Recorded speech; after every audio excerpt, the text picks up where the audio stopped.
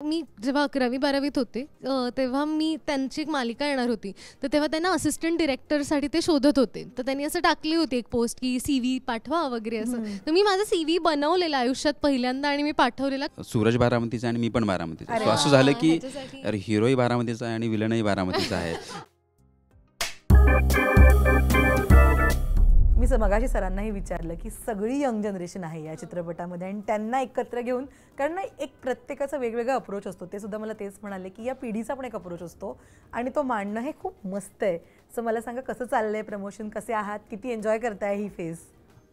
खूप energetic promotion चालू आहे आणि मला असं वाटतं की सूरज असल्यामुळं ती एनर्जी अनमॅच्ड आहे. आणि आम्ही तर इंटरव्ह्यूजमध्ये कारण सूरज असल्यामुळे आणि ही स्टोरी इटसेल्फ ती इतकी अमेझिंग आहे की आमच्याकडे बरेच किस्से आहेत. सो तुम्हाला ऐकायलाही मजा येणार आहे आणि काम बघायला त्याहून धमाल होणार आहे. जुई कसं चाललंय? All good? Yes, very much. छान चालू आहे प्रमोशन. हा म्हणाला तसं प्रचंड एनर्जेटिक आहे, कारण सूरज जिथे असतो तिथे ती एनर्जी पास ऑन होते, ती पॉझिटिव्हिटीसुद्धा पास ऑन होते.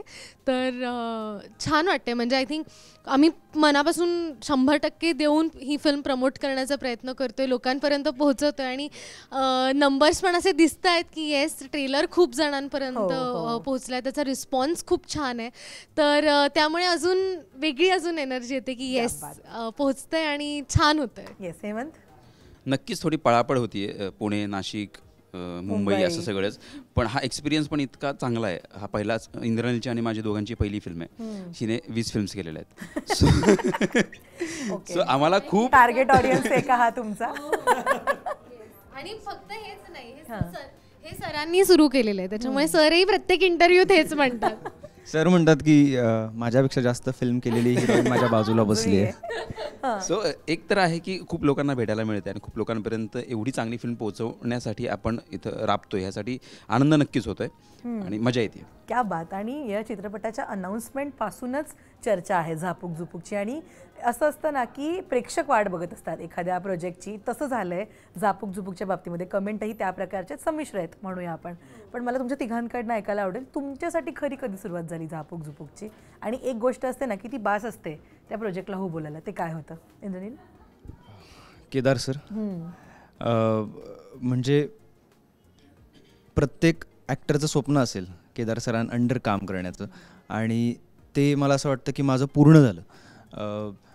ऑफकोर्स ही जी फिल्म आहे ती खूप सडन आली आहे आणि सगळं अचानक माझ्या आयुष्यात घडलं. कारण सरांचा अचानक फोन आला आणि सर म्हणाले की फिल्म करशील का, आणि संध्याकाळी 7पर्यंत वेळ आहे तुला, तू मला परत फोन केलास तर मी समजेन की हो, नाही आला तर नाही, मला स्क्रिप्ट पाठवतो, वाच आणि फोन कर. सो नाही म्हणण्याचं काहीच कारण नव्हतं, कारण स्क्रिप्ट इतकी अमेझिंग आहे आणि ऑफकोर्स मला माहिती होतं की जिओ स्टुडिओज आणि केदार सर, सो ती इतकी मोठी ऑपॉर्च्युनिटी आहे. आनंद झाला. हा म्हणाला हे आय थिंक तिघांचंही सेम उत्तर असणार आहे. केदार सर, माझी प्रचंड इच्छा होती त्यांच्याबरोबर काम करायची, इतकी की मी जेव्हा 11वी-12वीत होते तेव्हा मी त्यांची एक मालिका येणार होती, तर तेव्हा त्यांना असिस्टंट डिरेक्टरसाठी ते शोधत होते. तर त्यांनी असं टाकली होती एक पोस्ट की CV पाठवा वगैरे असं. तर मी माझा CV बनवलेला आयुष्यात पहिल्यांदा आणि मी पाठवलेला, का तर त्यांचा असिस्टंट म्हणून मला खूप शिकता येईल म्हणून. आणि ते काही झालं नाही तेव्हा, पण आज ही एवढी मोठी ऑपॉर्च्युनिटी आली आणि त्यांचा मला डिरेक्ट मेसेज आला होता व्हॉट्सॲपला, जो अजूनही आहे, की you are doing my film. So there was no की आता करू नाही करू असं काही नव्हतं. अर्थात मनात थोडी हे होती भीती की बाबा सूरज आहे, काय आहे गोष्ट वगैरे. पण जेव्हा नरेशन झालं त्या मेसेजनंतर आम्ही डायरेक्ट नरेशनला भेटलो आणि अमेझिंग गोष्ट, खूप सुंदर. मला वाटतं एक कमर्शियल फिल्म जी आम्ही घेऊन आलो आहे झापूक झुपूक, त्याला जशी गोष्ट हवी, जी एंटरटेनमेंट हवी, म्हणजे निखिल सरसुद्धा आमचे जिओचे हेड, तेही हेच म्हणत की हा चित्रपट म्हणजे एंटरटेनमेंट आहे. आणि ते सगळं असताना इतका मातीतला सिनेमा की जो महाराष्ट्रातल्या ऑडियन्सला बघायलाही मजा येईल, त्यांच्यातला वाटेल.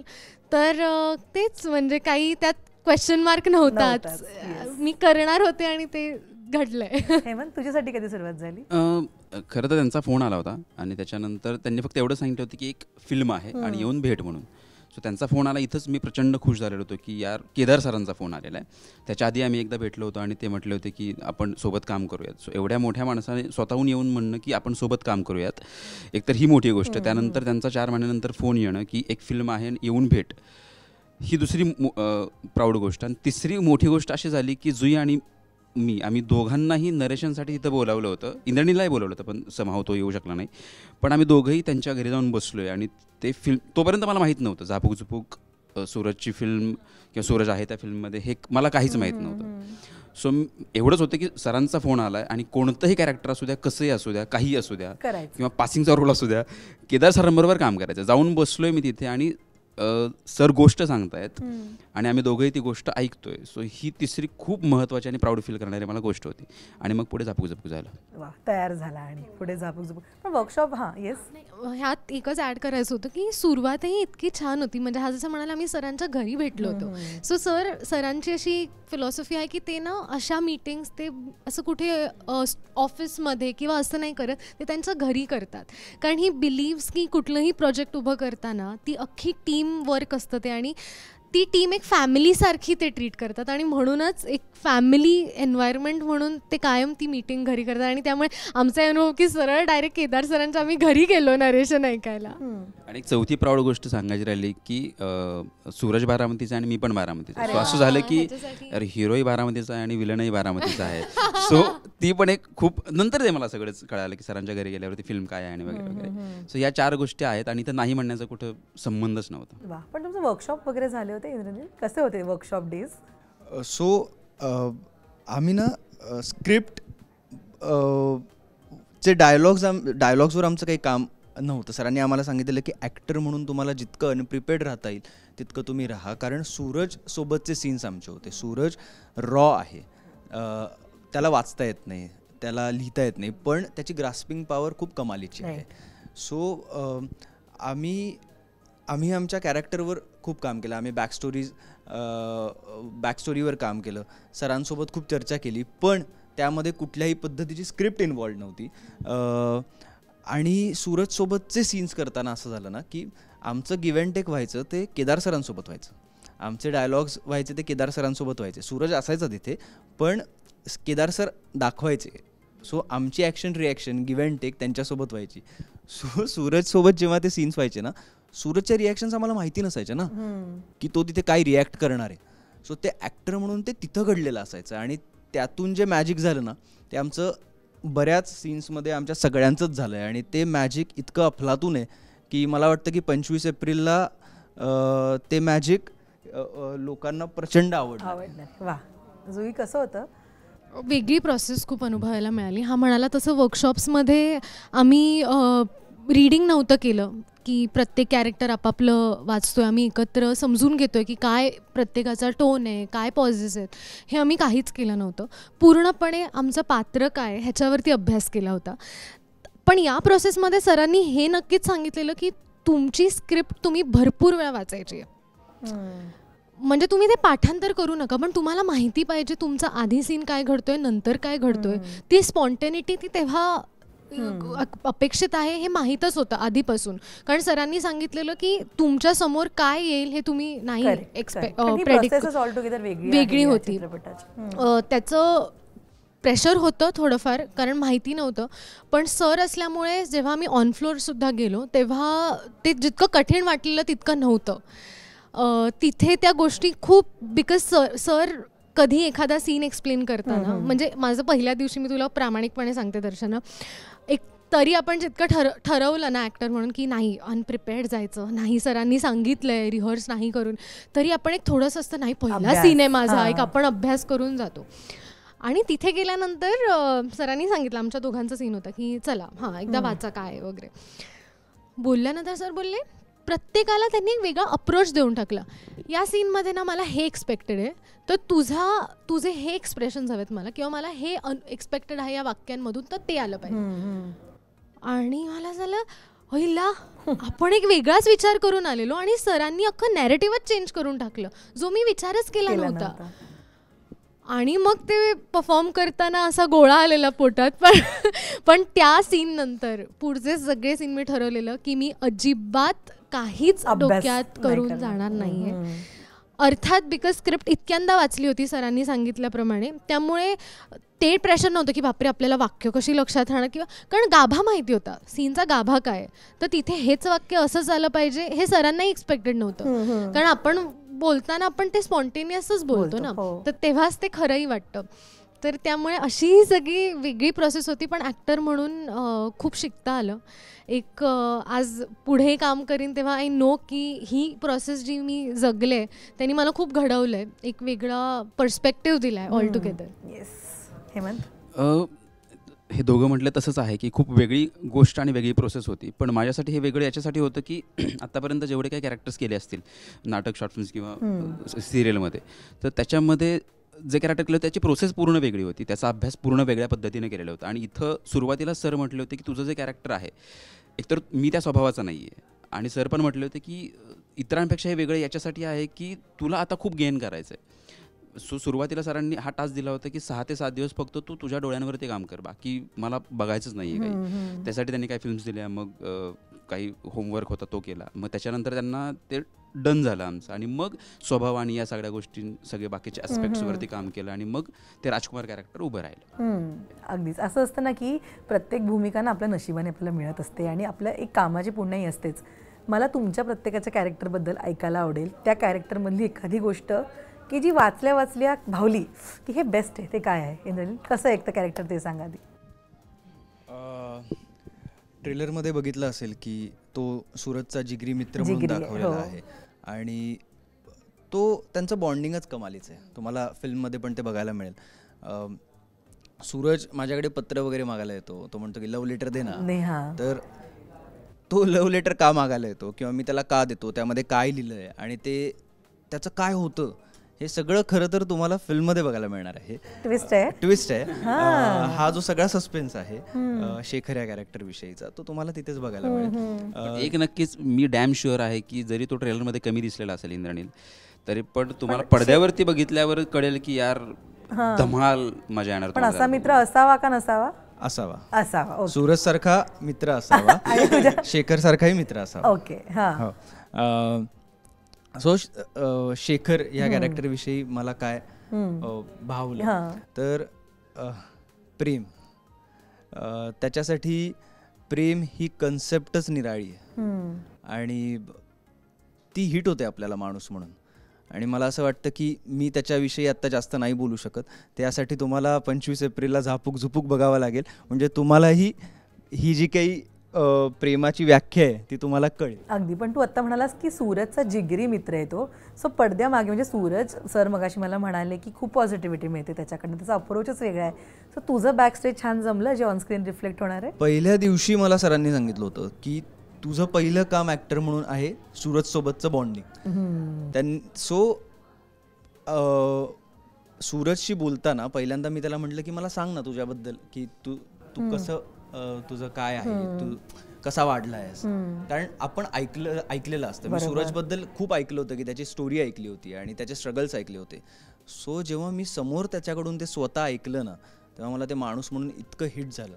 म्हणजे कारण आपण प्रत्येकाने काहीतरी सहन केलेलं असतं, ते मी सहन केलेल्यापेक्षा त्याचं कुठेतरी खूप मोठं होतं, आणि मला ते इतकं हिट झालं की आपण लगेच बॉन्ड होतो त्याच्याशी, आपण लगेच कनेक्ट होतो. कारण आपणही त्यातला एक 10% म्हणूयात की आपण कुठेतरी फील केलेलं असतं. प्रत्येकाचं स्ट्रगल वेगळा असतो. आणि है ना. जुई कशी आहे व्यक्तिरेखा? नारायणी पंजाबराव मोहिते या व्यक्तिरेखेचं नाव आहे. खूपच मोठं नाव आहे. हो.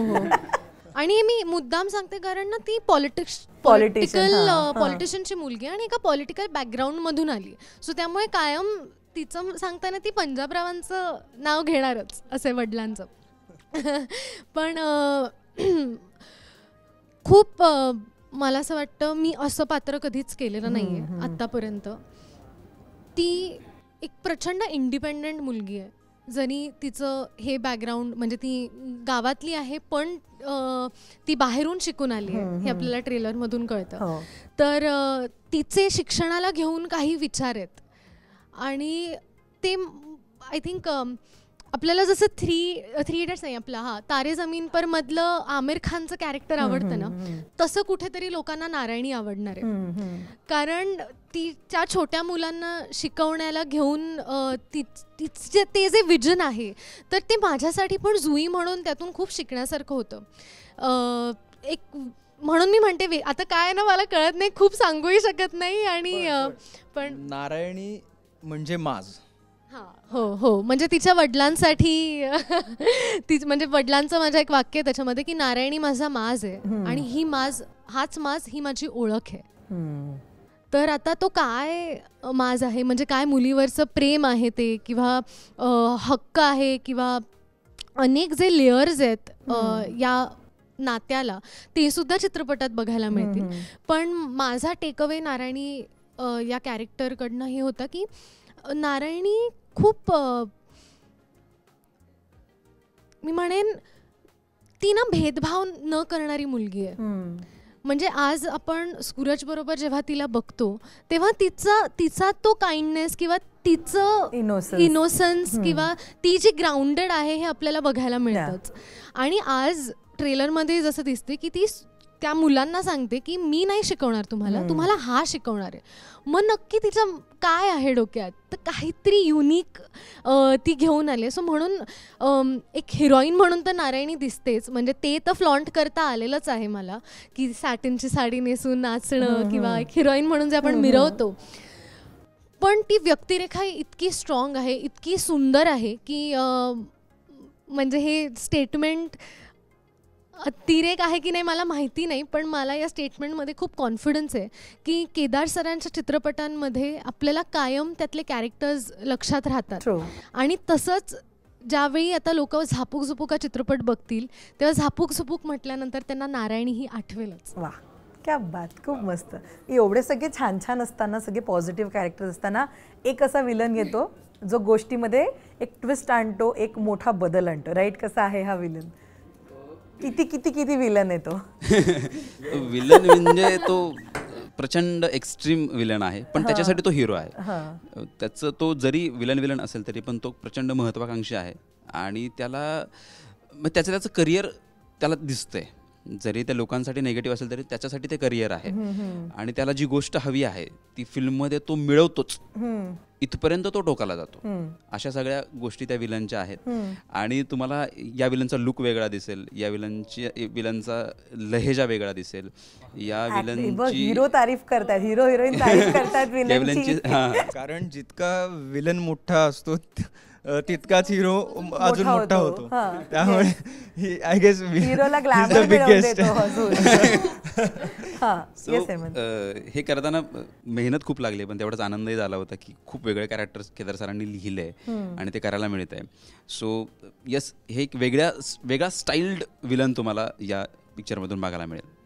क्या बात. पण तुम्ही कुठल्या गोष्टीवर जास्त काम केलं झापूक झुपूकसाठी, स्वतःबद्दलच्या म्हणा किंवा स्क्रिप्टबद्दलच्या म्हणा? इंद्रनील? मला असं वाटतं की ॲक्टर म्हणून मला एक गोष्ट पुन्हा एकदा रिअलाईज झाली, ते म्हणजे ऐकणं किती महत्त्वाचं असतं. कारण हे कमालीचं वाढलं ह्या अख्ख्या प्रोसेसमध्ये. ही खूप महत्त्वाची गोष्ट मला वाटते आणि ही रियाजाचाही भाग आहे हा. म्हणजे ते म्हणतात ना की तुम्ही ऐकण्याचा अभिनय नाही करू शकत. तसंच येते की आत्ता मला असं वाटतं की माझं ऐकणं ह्या प्रोसेस नंतर बरंच सुधारलंय. जुई? हा म्हणाला तसं हा मुद्दा आहेच. कारण सूरज बरोबर काम करत असताना आम्हालाही माहिती नसायचं की समोरून आपल्याला काय मिळणार आहे, आणि किंवा आम्ही रिहर्स केलेली नसायची वाक्याची, त्याच्यामुळे तो कधी संपवेल, तो त्याच्या पॅटर्नमध्ये कसं घेईल, ते सगळं आमच्यासाठी पण नवीन होतं. सो त्यामुळे आमचे कान शार्प असणं आणि आम्ही तितकं त्या मोमेंटमध्ये प्रेझेन्स ऑफ माइंड जो आपण म्हणतो तो आम्हाला सतत सुरू ठेवावा लागायचा. तर आणि फक्त सूरज सोबतचे सीन्स नाही, म्हणजे समजा माझा आणि नारायणीचा जरी सीन असेल तरी सुद्धा आम्ही तितकेच अनप्रिपेअर्ड होतो. आमच्या दोघांच्याही सीन्सची रिहर्सल झालेली नसायची, त्यामुळे ऐकणं हा भाग त्यात खूप मोठा होता. मोठा. येस, पण जुई तुझं कसं बॉन्ड झालं सूरज बरोबर, since it's a love story आणि आम्ही बघतोय ट्रेलरमध्ये तुझं छान झालं रिलेशन डेव्हलप अरे लागेल. खूप खूप खूप तो एक तर प्रचंड गोड मुलगा आहे आणि बॉन्डिंग म्हणजे तुला सांगू दर्शना, तो म्हणजे आम्हाला कधी कधी कळायचंच नाही की आम्ही रील किंवा रिअलमधला फरकही सूरजला असा पटकन नाही, तर आम्ही म्हणजे बिहाइंड द सीन्स सुद्धा ना तो मला नारायणी म्हणून ट्रीट करायचा आहे. सो असं त्याचं एक माझी हिरोईन आहे आणि सो जो त्या पद्धतीने मला एक जास्त भाव मिळायचा सेटवरती. सो त्यामुळे ते बॉन्डिंग वेगळं झालंच की म्हणजे आता आम्ही खायला बसलो तरी एक तो माझ्यासाठी एक जागा ठेवायचा की नाही इथे जुई येऊन बसेल, तो मला सुई जुई म्हणतो. सो हो हो हो त्याला एक सवय आहे की प्रत्येकाला एक युनिक नाव द्यायची, तर तसं तर ते बॉन्डिंग ऑफकोर्स तो एक तर मी म्हटलं तसं तो प्रचंड फ्रेंडली आहे आणि तो लगेच ओपन अप होतो सगळ्यांबरोबर, तर तसंच तो झाला. आणि मी पण एकदा समोरचा खुलला किंवा मी पण म्हणतात ना खुली किताब असते, तर तर तसं आमचं बॉन्डिंग झालं आणि ते अजूनही आहे. म्हणजे आम्ही शूटिंग झाल्यानंतरही आमचे फोन एकमेकांना व्हायचेच की काय मग कसं चाललंय. सो हे सगळं बॉन्डिंग आहे आणि ती मैत्री टिकेल. तो मला मगाशी सांगत होता की तो कशा प्रकारचे नंबर सेव्ह करतो, तुझं विचारायचं राहिलं आता विचारते. त्याला बुक्कीट टेंगूळ दिलाय. त्याने मला सांगितलं तो कसे नंबर सेव्ह करतो. मला बुक्कीट टेंगूळ मिळालेला आहे. का पण असं प्रेमाचं बुक्कीट टेंगूळ. वा, कसा आहे हेमंत हा विलन? तू सांगितलंस मला, बट कुठल्या गोष्टीकडे जास्त लक्ष दिलंस हे कॅरेक्टर करताना? हे कॅरेक्टर करताना मला पहिल्यांदा हे जाणवलं, केदार सरांनी पण सांगितल्यावर, की तुमच्या कॅरेक्टरच्या ऑराबाबत पण स्टडी केला पाहिजे की हाव ही वॉक्स किंवा स्टाईल काय असेल बोलण्याची. बाकी सगळं आहेच आहे, बॉन्डिंग आहे, ह्या सगळ्या गोष्टी आहेत, पण फर्स्ट टाईम एव्हर की मला ऑरावरती काम करायला मिळालं. सो ही खूप महत्त्वाची गोष्ट आहे. त्यामुळे मगाशी पण म्हटलं की एक स्टायलिश विलन तुम्हाला बघायला मिळेल याच्यामध्ये आणि तेवढाच तो महत्त्वाकांक्षी असलेला पण विलन तुम्हाला बघायला मिळेल. सो असं सगळं आहे. आणि केदार सरांनी एक महत्त्वाची गोष्ट मला सांगितलेली होती आधीपासूनच, की या दोघांनी पण सांगितलं की काहीच डोक्यात ठेवू नकोस, अभ्यास भरपूर करायचा आहे, पण सीनवरती मी हे करील मग याच्यानंतर मी हे पाऊल टाकील नाही, हे काहीच नको आहे. सो ती फिल्म दिसताना पण तेवढीच फ्रेश दिसेल, कारण ती 1 टेक 2 टेकमध्येच करण्याचा प्रयत्न केलेला आहे. पण असं नाही आहे की मग 1 टेक झाला की झाला, असं पण नाही. काही वेळेला 10 टेक्स पण झालेले आहेत. सो त्याच्यामुळे ही फिल्म तुम्हाला फ्रेश आणि मस्त दिसेल. मगाशी मी त्याला विचारलं की बाबा स्टंट वगैरे कसं करणं कसं होतं, तो मला म्हणाला, मी सरांना म्हणालो होतं तर विलनला मला एकदम मारू द्या. मला म्हटला सेटवरती म्हटला की अभिला म्हटला, सो अभिषेक करंगुटकर जो खूप त्यांनी पण मेहनत घेतली या फिल्मसाठी. सो तो म्हटला की अरे सूरज म्हणतोय खरं खरं मारू का. आणि ते फाईट मास्टर पण म्हटले, देख भाई तेरी लास्ट फिल्म हो सकती है. थोडक्यात झालीच होती त्याची. असं काय घडलं तसं? हो, एका सिक्वेन्समध्ये मला खरंच प्रचंड खरी लाथ बसलेली आहे आणि ते रिकवर करायला मला 1.5 महिना डॉक्टरांकडे जावं लागलेलं. त्याला सुजलं होतं तिकडे सगळं, छाती त्याची कोणी मारलीये, का मारलीये, का जुईनीच मारलीये. सो हे सगळं तुम्हाला 25 एप्रिलला बघायला मिळेल. वा, असं सगळं आहे. पण प्रत्येक प्रोजेक्ट म्हणा किंवा ती भूमिका म्हणा काहीतरी आपल्यासाठी ना लर्निंग घेऊन येतं. मला झापूक झुपूकबद्दल सांगा, हा चित्रपट तुमच्यासाठी काय लर्निंग घेऊन आलाय इंद्रनील? मला असं वाटतं की माणूस म्हणून ही आणि ॲक्टर म्हणूनही हा टर्न अराउंड असणार आहे माझ्यासाठी. आणि सगळंच चेंज होईल असं मला वाटतं, कारण इतकी मोठी संधी आहे आणि इतका महत्त्वाचा रोल मला केदार सरांनी दिलेला आहे, निखिल सरांनी दिलेला आहे, की खूप प्रामाणिकपणे कष्ट करण्याचा आणि काम करण्याचा प्रयत्न केला आहे. सो मला असं वाटतं की ह्यानंतर कदाचित अजून इतकेच चांगले रोल झापूक झुपूक नंतर मला करायला मिळतील, कारण ह्याच्या पुढे जे असेल ते ह्याच्यामुळे असेल. क्या बात आहे जी. काय कितवा चित्रपट आहे? 21वा. 21वा चित्रपट. नाही माझी सुरुवात 15 मिनिटाचाच वेळ आहे, त्यानंतर ती दुसऱ्या तिचे सलग महिन्यात 2 चित्रपट रिलीज होतात. क्या बात. असंच असू देत. नाही पण सुरुवातच आहे माझी, अजूनही मी लर्निंग प्रोसेसमध्येच आहे. तर तू विचारलंस तसं या चित्रपटाने काय दिलं, काय शिकवलं, तर एक जीव ओतून काम करणं काय असतं किंवा डेडिकेशन, म्हणजे हे केदार सरांकडून खरंच खूप शिकण्यासारखं होतं. ते इतके पॅशनेट आहेत त्यांच्या कामाला घेऊन की सेटवरती खूप एक तर शिस्तबद्ध वातावरण असायचं आमच्या, की काम एके काम सगळे फोकसने, आणि त्यातही ना बऱ्याचदा मला असं जाणवतं की काही सेट्सवरती कधी कधी पॉझिटिव्हिटी नसते, म्हणजे आपल्याला नुसते काम करतायत ते कधीच नव्हतं. सेटवरती आमच्या इतकी सुंदर टीम होती की प्रत्येक जण, प्रत्येक डिपार्टमेंट इतकं 100% देत होतं त्यांचं, की त्यामुळे ना एक वेगळी एनर्जी फील व्हायची. आणि तेव्हाच काम करत असताना जाणवायचं की हे काहीतरी जे क्रिएट होतंय इट्स समथिंग व्हेरी स्पेशल आणि मॅजिकल. आणि तर हे खूप शिकण्यासारखं होतं माझ्याकडे, की आता ह्यापुढे पण जे काम करीन तेव्हा तीच एनर्जी घेऊन जाणं सेटवरती आणि त्या पॅशननी, त्या डेडिकेशननी काम करणं. सो हे खूप शिकायला मिळालं. हेमंत? स्पेशली यासाठी आहे की म्हणजे जरी पहिली फिल्म असेल तरी पण एकतर जिओ स्टुडिओज आणि केदार शिंदे सर याच्यासाठी स्पेशल आहे. आणि दुसरी गोष्ट, केदार सर पण म्हटले होते की मराठी इंडस्ट्रीला वेगळ्या चित्रपटांची गरज आहे, अजून मास फिल्म्स व्हाव्यात. सो तसा सगळा प्रयत्न केदार सरांनी आणि आम्ही सगळ्यांनी केलेला आहे. सो याच्यामुळे पण ही फिल्म मला खूप स्पेशल वाटते. आणि बट ऑब्वियस सूरज आहे त्याच्यामुळे पण स्पेशल वाटते. येस, चित्रपटाचं नावच मस्त आहे, झापूक झुपूक, जी त्याचं सिग्नेचर डायलॉग आहे आणि ते बास आहे प्रेक्षकांना थिएटरपर्यंत आणण्यासाठी. पण मला सांगा की यापुढे या चित्रपट रिलीजनंतर जेव्हा केव्हा तुमच्यासाठी तुमच्या समोर झापूक झुपूक या चित्रपटाचा उल्लेख होईल तेव्हा एक गोष्ट, ती मुवमेंट किंवा तो सीन तुम्हाला नेहमी आठवेल, तर तो कोणता? ॲक्टर म्हणून जे करण्याची इच्छा असते ते सगळं मी या फिल्ममध्ये केलेलं आहे. तर मला असं वाटतं की फिल्ममध्ये एक असा खूप महत्त्वाचा सीन आहे जिथे मी माझ्या सर्वात आवडीची गोष्ट केलेली आहे आणि जी मला ॲक्टर म्हणून पण करण्याची भयंकर इच्छा होती आणि ते मी केलेलं आहे. मला वाटतं या दोघांना कळलं असावं. तर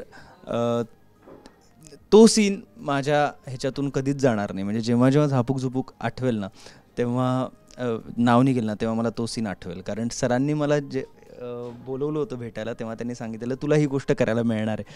तर तेव्हा मी असं होतं की ओ गॉड, हे तर माझं स्वप्न होतं. आणि त्यामुळे मला असं वाटतं की लोकांनाही तो सीन बघताना, कारण मी प्रचंड त्याच्यात जीव ओतलेला आहे आणि मला असं वाटतं की लोकांना तो कमालीचा आवडणार आहे. शेट, आता मी विचार करत राहीन ते काय असेल. हो नाही, नक्की कर, कारण ते कमाल आहे. ओके, मेजर आहे. मी मगाशी म्हटलं होतं की ट्रेलरमध्ये जरी हा कमी दिसला असेल तरी खूप वेगळा आहे हा फिल्ममध्ये.